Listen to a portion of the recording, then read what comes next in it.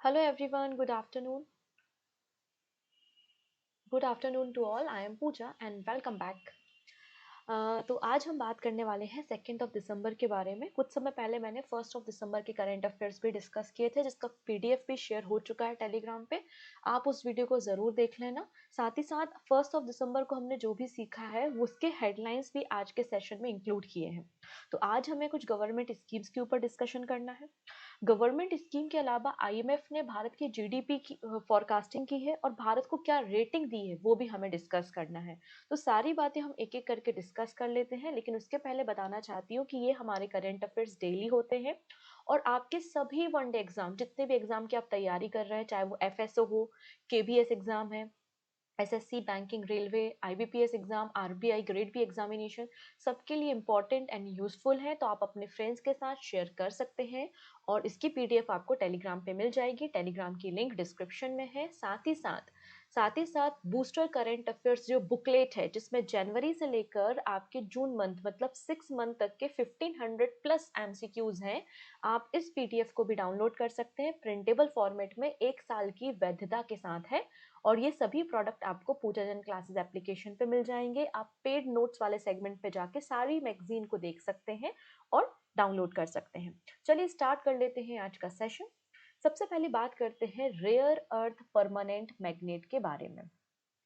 देखिए, हमारे चाहे वो ईवी इंडस्ट्री हो या अलग अलग जो भी हमारे सेगमेंट्स हो, आईटी सेक्टर हो, वहां पर हमें परमानेंट मैग्नेट की या रेयर अर्थ मटेरियल्स की रिक्वायरमेंट होती है, राइट।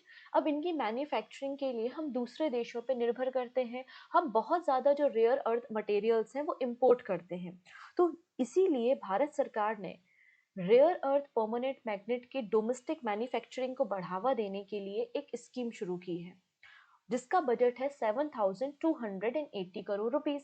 सो यूनियन कैबिनेट, जिसकी मीटिंग को चेयर कर रहे थे प्राइम मिनिस्टर नरेंद्र मोदी, इन्होंने 7,280 करोड़, ये जो बजट है ना वो बहुत इंपॉर्टेंट होता है, 7,280 करोड़ रुपए का बजट दिया है to promote domestic manufacturing of rare earth permanent magnet. इसका पर्पस है कि हमारे जो हाईटेक सेक्टर है उनको प्रमोट करना और जो हमारा नेट कार्बन एमिशन का कमिटमेंट है 2070 का, उसको अचीव करना। अभी जो रेयर अर्थ परमानेंट मैग्नेट्स होते हैं, इनका इस्तेमाल हम इलेक्ट्रिक व्हीकल्स में करते हैं, विंड टरबाइन और रिन्यूएबल एनर्जी जनरेशन में करते हैं, एरोस्पेस एंड डिफेंस इक्विपमेंट्स में किया जाता है, और आपके जो इलेक्ट्रॉनिक्स आइटम्स होते हैं, इंडस्ट्रियल जो आइटम्स होते हैं, उनमें रेयर अर्थ परमानेंट मैग्नेट का इस्तेमाल किया जाता है। अभी हम इसकी जो अपनी रिक्वायरमेंट है उसको पूरा करने के लिए इंपोर्ट करते हैं और इंपोर्ट किया जाता है चाइना से। लेकिन हम चाहते हैं कि हम अपने ही सेक्टर में, अपने ही देश में सेल्फ सफिशिएंट हो जाएं और हमारा टारगेट है 6,000 metric ton per annum, 6,000 metric ton per annum manufacturing करना परमानेंट मैग्नेट की। ठीक है, तो ये हमारा टारगेट है। तो टारगेट और बजट इंपॉर्टेंट है, इसको याद रखना है।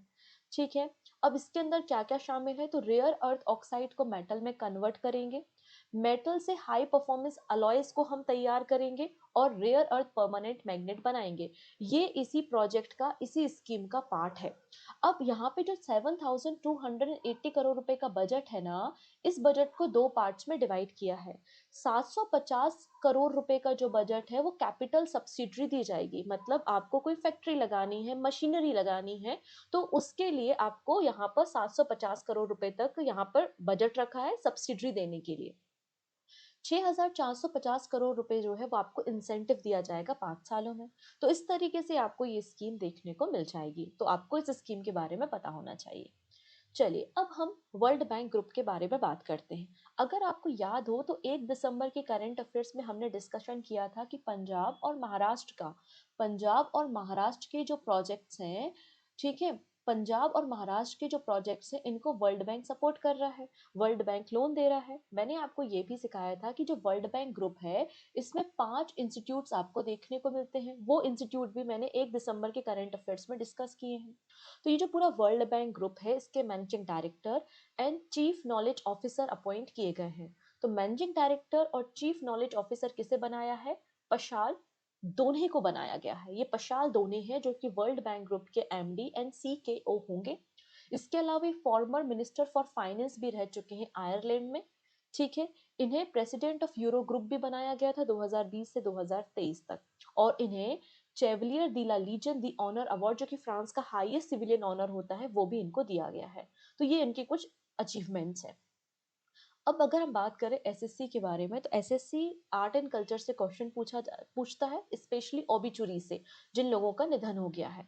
तो हमारे देश की एक जानी मानी भरतनाट्यम लीजेंड, जिनका नाम था कुमारी कमला, इनका निधन हो चुका है। ठीक है, तो भरतनाट्यम से संबंधित थी कुमारी कमला। कैलिफोर्निया यूएसए में इनका निधन हो चुका है, 91 साल की थी। इन्हें पद्म भूषण मिल चुका है 1970 में। संगीत नाटक अकादमी अवार्ड 1968 में मिल चुका है। और यहाँ पे जो अमेरिका की द्वारा दी जाने वाली फेलोशिप होती है, नेशनल हेरिटेज फेलोशिप, 2010 में इनको मिल चुकी है।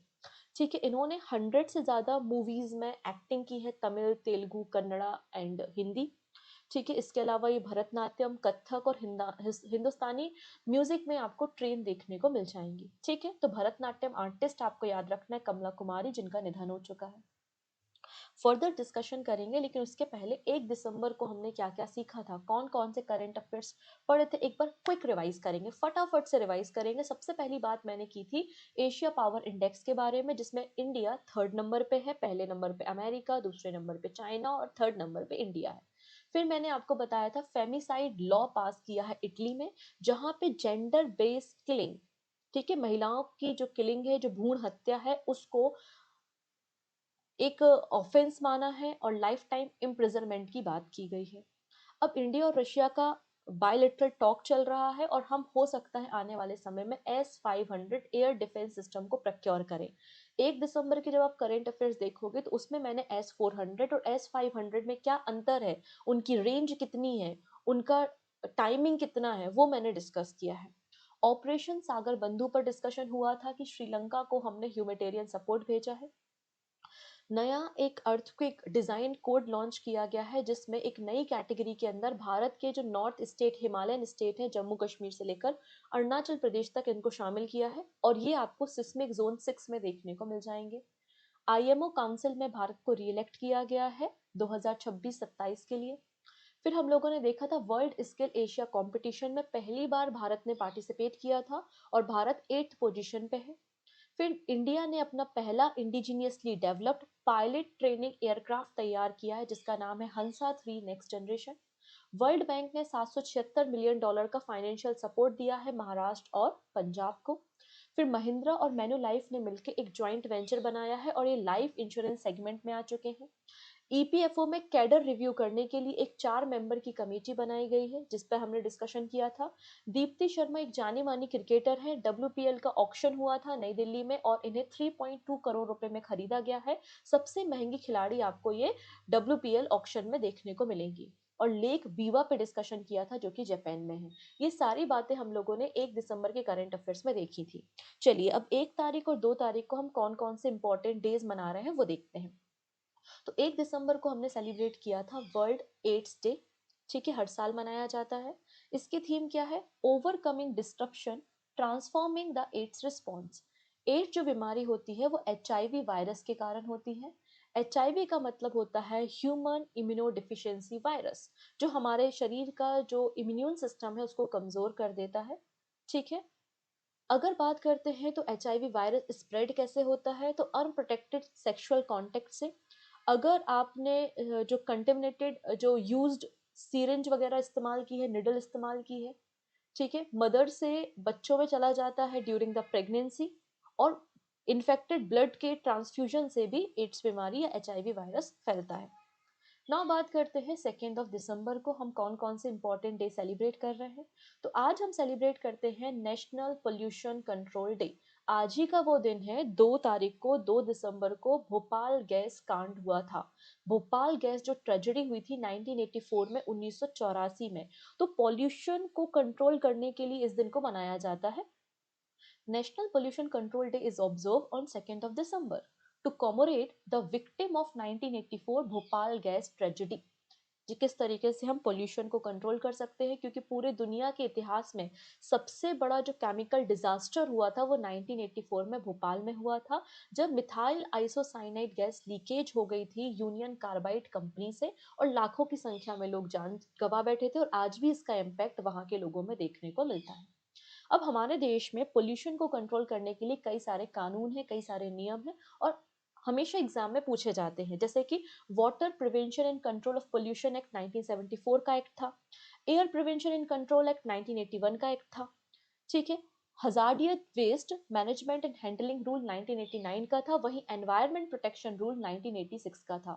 इसी प्रकार के कई सारे कानून नियम हमारे देश में है, जिसकी एक छोटी सी लिस्ट आपको दी गई है। आप चाहो तो स्क्रीनशॉट भी ले सकते हो, या चाहो तो पीडीएफ से डाउनलोड कर सकते हो। पीडीएफ आपको मिल जाएगी टेलीग्राम पे, और टेलीग्राम की लिंक मिल जाएगी डिस्क्रिप्शन में, ठीक है। नेक्स्ट है 2 दिसंबर को वर्ल्ड कंप्यूटर लिटरेसी डे भी हम मनाते हैं, कंप्यूटर साक्षरता दिवस, ठीक है। अब इस दिन की शुरुआत एनआईआईटी ने की थी, national institute of information technology. 2001 में इस कंपनी का फॉर्मेशन किया गया था। 2001 में इस दिन की शुरुआत की गई थी, और कंपनी का फॉर्मेशन 1981 में किया गया था। इसकी थीम क्या है? Promoting literacy in the digital era. ये आपको थीम देखने को मिल जाएगी। तो ये कुछ इंपॉर्टेंट डेज हैं जो आपको याद रखने हैं। नेक्स्ट बात करते हैं आईसीएआई के बारे में। आईसीएआई का मतलब क्या होता है? Institute of chartered accountant of India, institute of chartered accountants of India. इन्होंने गिनीज वर्ल्ड रिकॉर्ड बनाया है।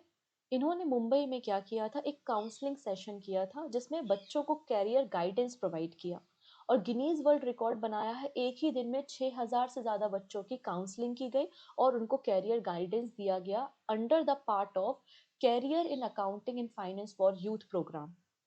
इसके प्रेसिडेंट आपको चरणजोत सिंह नड्डा देखने को मिल जाएंगे। नेक्स्ट बात करते हैं इंडियन ऑफ द ईयर 2025, ठीक है। तो Jay Shah honoured with Indian of the year 2025। तो जय शाह को सभी लोग जानते हैं, ये बीसीसीआई के सेक्रेटरी रहे हैं 2019 से 2024 तक। साथ ही साथ ये आईसीसी के चेयरमैन रहे हैं 2024 से अभी वर्तमान तक। और इन्होंने हमारे देश के ही नहीं, पूरे ग्लोब के क्रिकेट में कई सारे रिफॉर्म लाए हैं। इन्होंने डब्ल्यूपीएल की शुरुआत करवाई थी। इन्होंने जेंडर पे, मतलब जो जेंडर के अकॉर्डिंगली ना इक्वल पे, मेल और फीमेल दोनों प्लेयर्स के लिए, इसकी शुरुआत कराई थी। इसलिए इन्हें Indian of the year 2025 award मिला है in the outstanding achievement category, ठीक। नेक्स्ट बात करते हैं इसरो के बारे में। Indian space research organisation to launch ocean sat in 2026। तो 2026 में इसरो लॉन्च करेगा ओशियन सेट। खास बात इसकी ये होगी कि पहली बार कमर्शियली, हमेशा इसरो ही जो है वो लॉन्चिंग व्हीकल्स बनाता है। जो हमारा पीएसएल भी है ना, लॉन्चिंग व्हीकल, इसको कौन तैयार करता है? इसरो। लेकिन पहली बार इसे कमर्शियली दूसरी कंपनी के द्वारा तैयार किया गया है। इसका नाम है पीएसएलवी N1 रॉकेट। और पहली बार कमर्शियली या इंडस्ट्री के द्वारा बिल्ड पीएसएलवी N1 रॉकेट की मदद से ओशियन सेट को 2026 में लॉन्च किया जाएगा। इसरो के चेयरमैन डॉक्टर वी नारायण के द्वारा ये अनाउंसमेंट की गई है, ठीक है। इसरो ने यहाँ पर 50% पीएसएलवी के डेवलपमेंट का जो कॉन्ट्रैक्ट है वो ट्रांसफर कर दिया है एचएएल और एलएनटी को। मतलब आने वाले समय में जो हमारे रॉकेट लॉन्चिंग व्हीकल्स है उनको पीएसएलवी को एचएएल और एलएनटी के द्वारा तैयार किया जाएगा। बात समझ में आ रही है? अभी तक पूरा जो मैन्युफैक्चरिंग है वो इसरो के द्वारा ही किया जाता है। इसरो का फॉर्मेशन 1969 में बेंगलुरु कर्नाटका में हुआ था, और डॉक्टर वी नारायणा इसके चेयरमैन है। नेक्स्ट बात करते हैं आईएमएफ के बारे में। इंटरनेशनल मॉनेटरी फंड ने भारत की जीडीपी फॉरकास्ट की है FY26 के लिए।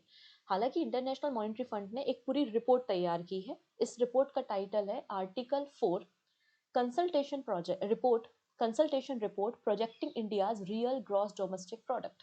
ये पूरा एक टाइटल, एक रिपोर्ट तैयार की है आईएमएफ के द्वारा, और FY26 में भारत की जो जीडीपी होगी वो 6.6% फॉरकास्ट की गई है। तो ये क्वेश्चन एग्जाम में बन सकता है। इनफैक्ट एमपीपीएससी प्रीलिम्स हर साल वर्ल्ड बैंक और आईएमएफ की जो फॉरकास्टिंग है वो आपकी प्रीलिम्स में पूछता है। तो आईएमएफ ने 6.6% फॉरकास्टिंग की है भारत की जीडीपी FY26 के लिए। वहीं 6.2% आपको मिल जाएगी FY27 के लिए। इस बात को याद रखना है। इन्फ्लेशन कितना प्रोजेक्ट किया है? इन्फ्लेशन मतलब आपकी महंगाई दर है 2.8% इन FY26, ठीक है, डन। इसके अलावा आईएमएफ ने क्या किया है, ग्रेडिंग भी की है। ये जो आर्टिकल 4 पब्लिश हुआ हुआ है ना, इसमें ग्रेडिंग भी की है। अब थोड़ा सा समझते हैं आर्टिकल को समझने से पहले। यहाँ पे आईएमएफ क्या करता है, अब हर एक अलग अलग देश है, आईएमएफ के जितने भी मेंबर नेशन है वो क्या करते हैं, अकाउंटिंग करते हैं, मॉनिटरिंग करते हैं, सर्वेलांस करते हैं। तो उनकी जो एक्टिविटीज है उनकी ग्रेडिंग की जाती है, grade A, grade B, grade C and grade D. Grade A का मतलब है कि आपका जो पूरा डेटा है वो कंप्लीटली एडुकेट है, सर्वेलांस के लिए प्रॉपर है, आपने पूरे अच्छे तरीके से अपनी अकाउंटिंग की है, आपका डेटा एक्यूरेट है, ठीक है, और फ्यूचर में इसका एग्जीक्यूट कर सकते हैं। बी कैटेगरी कहती है कि आपका डेटा ब्रॉडली एडुकेट है और लेकिन इसमें कुछ शॉर्ट कमिंग्स है, कुछ फॉल्स आपको देखने को मिल रहे हैं, ठीक है, जिनको आपको उन फॉल्ट्स को ठीक करने की रिक्वायरमेंट है, लेकिन सही है डेटा। कैटेगरी सी का मतलब है कि आपका डेटा बहुत बहुत ही बुरी तरीके से हैम्पर है, चाहे वो पॉलिटिकली किया गया हो, किसी प्राइवेट एजेंसी के द्वारा किया गया हो, कुछ भी हो, आपका जो डेटा है वो सर्विलांस जो है वो प्रॉपर नहीं है, आपका डेटा एडुकेट नहीं है, इसमें काफी सारे फॉल्ट्स हैं, इसको हैम्पर किया गया है। और डी कैटेगरी कहती है कि आपका डेटा जो है वो बिल्कुल भी सही नहीं है, सीरियस शॉर्ट कमिंग आपको देखने को मिलती है कैटेगरी डी में, ठीक है। तो आईएमएफ ने अलग अलग कैटेगरीज में भारत की रैंकिंग की है। ओवरऑल जो रेटिंग हुई है वो भारत की बी कैटेगरी में हुई है, ठीक है। लेकिन जो नेशनल अकाउंट स्टैटिक की जो रेटिंग हुई है वो कैटेगरी सी में आपको देखने को मिलेगी। तो यहाँ पे वही लिखा है, IMF give C grade for India's national account statics. मतलब भारत का जो बॉडी है नेशनल अकाउंट स्टैटिक्स जो है, जिसमें आपके inflation rate, consumer price index और दूसरे दूसरे डेटा पब्लिश होते हैं, तो उसमें जो है वो सर्विलांस उतना एडुकेट नहीं है, इसमें आपको शॉर्ट कमिंग देखने को मिलती है, डेटा हैम्पर देखने को मिलता है। इस तरीके से आईएमएफ ने डेटा पब्लिश किया है। बात समझ में आ रही है? तो ये आपको डेटा देखने को मिल जाएगा। लास्ट में बात करते हैं 44th India international trade fair के बारे में। तो इंडिया इंटरनेशनल ट्रेड फेयर का 44th एडिशन नई दिल्ली में भारत मंडपम में हुआ था। इसे ऑर्गेनाइज करने का काम आईटीपीओ ने, मतलब इंडिया ट्रेड प्रमोशन ऑर्गेनाइजेशन ने किया, जिसकी थीम थी एक भारत श्रेष्ठ भारत। अब अलग अलग राज्यों ने पार्टिसिपेट किया, अलग अलग मंत्रालयों ने, पब्लिक सेक्टर अंडरटेकिंग कंपनीज ने, इनफैक्ट अलग अलग देशों के इन्वेस्टर्स ने भी पार्टिसिपेट किया था। इसके बाद अवार्ड डिस्ट्रीब्यूशन हुए। तो पार्टनर स्टेट कैटेगरी में गोल्ड अवार्ड राजस्थान को, सिल्वर बिहार को और ब्रोंज उत्तर प्रदेश को मिला है। वहीं फोकस स्टेट कैटेगरी में आपको झारखंड देखने को मिल जाएगा, ठीक। इसके अलावा अगर हम बात करते हैं स्वच्छ पवेलियन के बारे में, स्वच्छ भारत अभियान के अंदर जो पवेलियंस लगाए गए थे ना वो, तो गोवा को सॉरी गोल्ड मिला है हरियाणा को, सिल्वर मिला है पंजाब को, ब्रोंज मिला है आसाम को। नाउ बात करते हैं मिनिस्ट्रीज के बारे में। तो मिनिस्ट्री ऑफ डिफेंस को गोल्ड, मिनिस्ट्री ऑफ माइंस को सिल्वर और मिनिस्ट्री ऑफ रेलवे को ब्रोंज मिला है।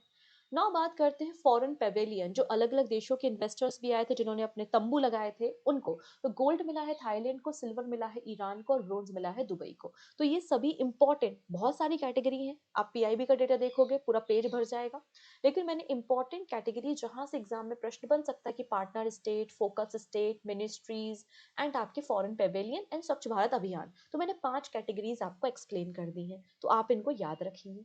अंत में है question of the day, under India's revised earthquake design code, which new highest seismic zone has been introduced? तो इसका आंसर आप मुझे कमेंट सेक्शन में देंगे, बाकी सारी बातें नेक्स्ट वीडियो में डिस्कस करेंगे। Thank you so much.